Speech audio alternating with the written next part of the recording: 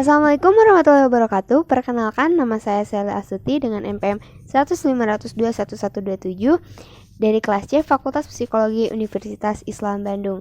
Pada kesempatan kali ini saya akan mempresentasikan mengenai pengaruh kekerasan seksual yang terjadi pada perempuan terhadap kondisi psikologis. Nah, untuk pertama, saya akan menjelaskan mengenai pengertian kekerasan seksual.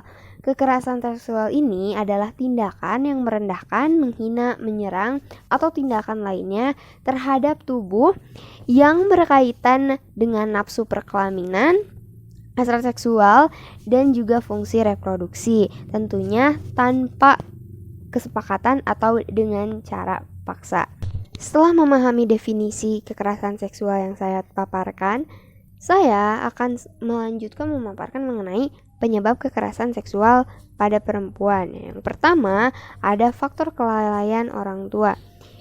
Pola asuh yang terlalu acuh terhadap pergaulan anaknya bisa berpotensi untuk memunculkan pelaku kekerasan seksual yang terjadi pada anaknya.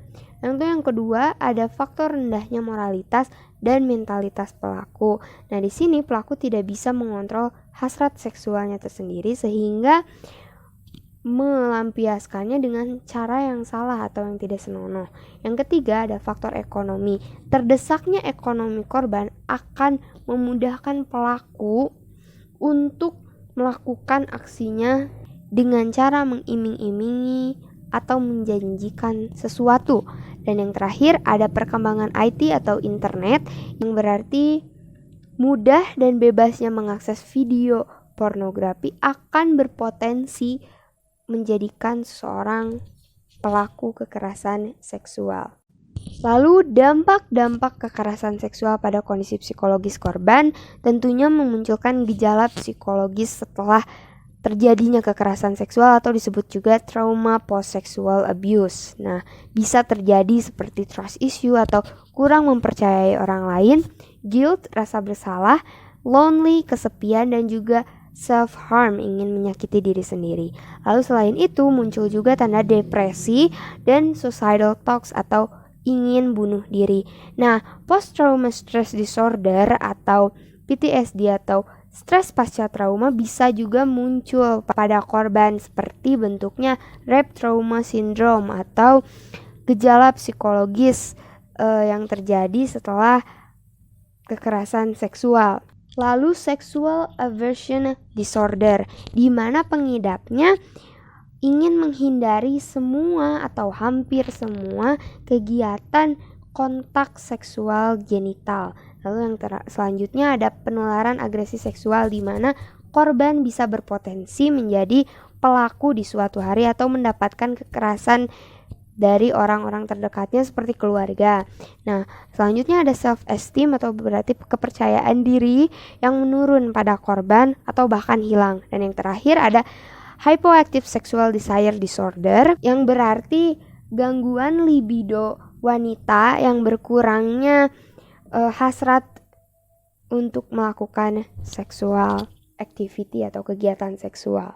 Ada pula pembahasan selanjutnya mengenai proses penyembuhan trauma setelah terjadinya kekerasan seksual pada korban yang biasanya menggunakan pengobatan psikoterapi yang bentuk-bentuk atau keterampilan yang akan diajarkan oleh terapi seperti relaxation training atau mengajarkan bagaimana mengontrol rasa cemas, rasa takut, dan juga merilekskan otot. Yang selanjutnya ada breathing retraining yang diajarkan bagaimana mengatur nafas dengan tenang dan tidak tergesa-gesa. Dan ada positive thinking dan self-talk yang berarti diajarkan bagaimana menghilangkan rasa pikiran negatif dan mengubahnya dengan pikiran positif saat menghadapi masalah. Lalu selanjutnya ada assertiveness training yang berarti diajarkan untuk mengekspresikan harapannya, opininya, emosinya tanpa melukai dan menyalahkan orang lain. Dan yang terakhir ada talk stopping. Itu berarti terapis mengajarkan pada korban atau pasiennya itu cara untuk mengalihkan pikiran dari pemikiran yang membuat korban stres. Nah, dari materi yang telah saya paparkan sebelumnya, kita bisa mengetahui bahwa kita harus bisa mencegah kekerasan seksual karena dampak-dampak psikologisnya pun sangat banyak dan juga fatal, dan pengobatannya pun membutuhkan waktu yang sangat lama. Maka dari itu kita harus lebih peduli mengenai kesehatan mental. Sekian dari saya, mohon maaf bila banyak kesalahan. Wassalamualaikum warahmatullahi wabarakatuh.